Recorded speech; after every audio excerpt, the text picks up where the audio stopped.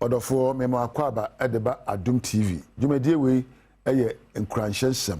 Me am te dwam amede ho chiame. Edi am yeso eye Apostle Dr. Nita Kotego. Migidi sa ho ye. Yo. Ene de me koso aka kire o se wabrabo ene wankasabo. Nia wonim no wontimi nyo. What you don't know, you cannot follow and do. Sabe se wonim camera kra, yama camera kra won se de be kra no. Sabi wonim TV production a what if video na chesa na adiasa. Nia wonim no wontimi nyo. Enti abraboy se obetra se nkonwa abo ho sobo anwinwi atete no. Bisa ho nyoma wonim. Ye hia se wusua.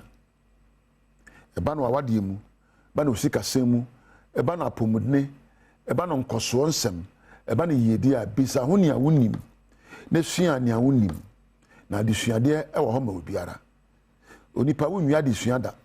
Therefore, your life will follow what you have on your mind. Your life will follow what you have on your mind. Your life will follow your knowledge. Your life will follow what you understand. Wabrabo edini a wasua chi. Wabrabo edini a wote ase chi. Sa eni wade sua wapomudne eni wawade. Obi eni obetimi asora aka se mekoya de a sabi minimi yo. Sabi uko hospital a yewo doctor for, yewo nurse for, yewo lab technicians, yewo x-ray for. Obia edini ni awakosua. Well, right within you lies the power to change your life. Wa wotu enei wo tumidie bi o mu abetimi sakra brabo. Wo tumidie bi abema wawade mu ade. Wo tumidie bi abetimi ayi hintasem a wabrabo bedimu. Wo tumidie bi abetimi ama wabrabo aye krabehwe. Wo tumidie bi abetimi adane the impossibilities aye possible. Well, you know how we show me the day. You can create the changes you require in your life. Chwekonkronwe asemo wa emede. Osu by the renewal of your mind you shall transform your life. So sakra wadwimu a o sakra abrabum. Efi na no besi ne. Adesua wonim, susu a wonim, timopo a wafo ene adwena wodwen ene wonne. Ena wo ne o kasai said ya wo feel bia no adwena da wadwen person ama wo feel e. Nya wonya nyina no nsusanso eye adwena wodwen. If you can create new ideas, you can transform your life. If you can create new ideas, you can achieve your goals and your dreams. If you can create new ideas, you can have confidence to move on. Yeah?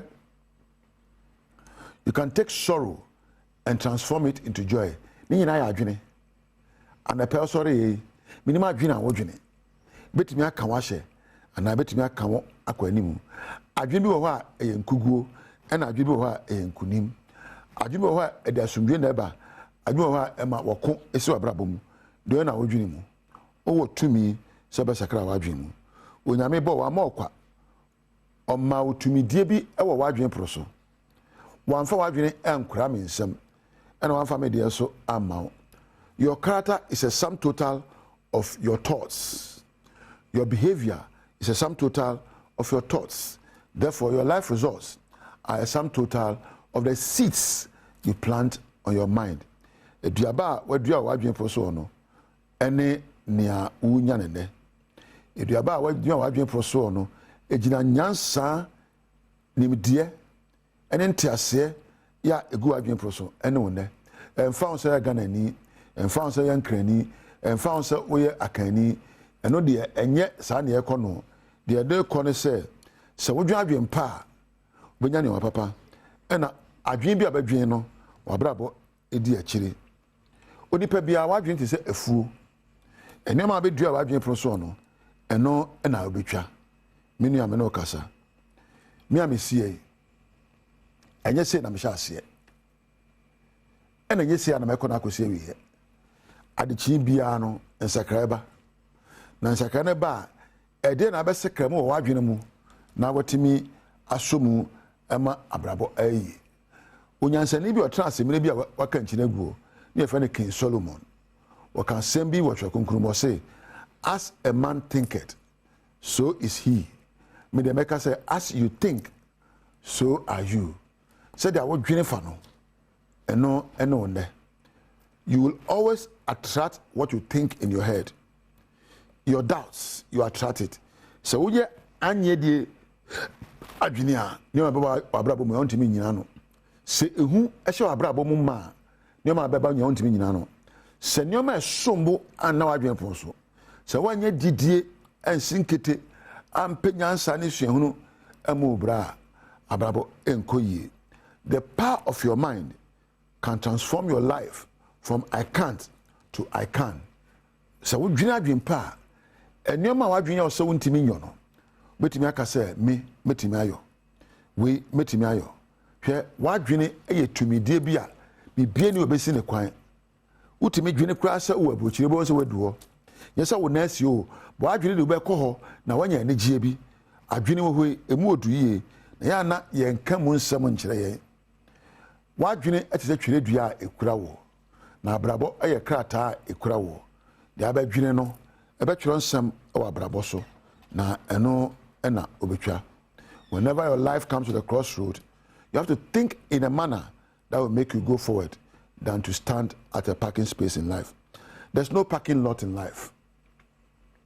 Abrabo baby anya ya esi gina ho so de tie bia beko anim na kwammen so beko anim kwampa so ana kwamfi so odo so ana wotan so yedie so ana nkuguo so kwa abefa so akono egina wadwene so ene de amaba o he pesa me catch yourself ya be bia be fatimupo ya be bia be fa adwene bi wo ho na adwene ben ena wofa so betimi adwene adwempa nko ade a betimi atumpon akọ anim se wade sua be koso na wawade so adimu na wabrabo aye kra be hwa na nyina so aye adwene a eda wadwen proso wahu enwuma akese a hunu wiase nyina no emfiri ewiemu na ebaaye aye obi adwene o trans adwene ye na na me ka kire o se emre bi na phone wo na esifie na watenten na waso obi trans hu se afi nipa edi akọ ne aba disese me ye afidie bi manipa na ekura nipa nsa no eno ene mobile phone obi adwene odwen ye no na bibia ensi kwan se wo be trans adwen bi a eden sakra baba nipa abrabo mu kosi se wabrabo adwene a wodwene no eden sakra ne oda baba obi abrabo no unye yeda. Until you add value to the lives of others, you can never progress and be successful. You can't so be a word dimua or a year. And you be a sabiokrasi kadodo e kraka kase isi dan kase o. Obi a na brabo e dimu, obi a sabi na brabo enyan kunimdie no. E obi a na brabo nsunsanso no e ka obi obi so enye yedie. Na say yedie na e aketua e de brewo. The more you add value to your life, to the life of others, you say you are successful.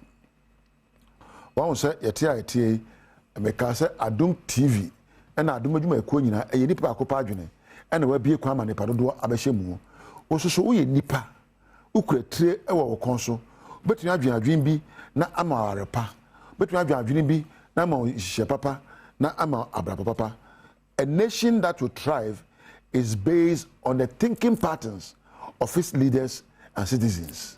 Wo membi ebetum pono ni nyina so eye adwene nyansa egu empo ekandifo adwene poso ene aman foso adwene poso eye twenantie adwene bi ho eye nseko nya na meka no Adom TV adwuma ekofo nyina se free sound camera floor ena empo MCA na me na Priscilla medana se wo a onya amrehwe me so wo no nyame entina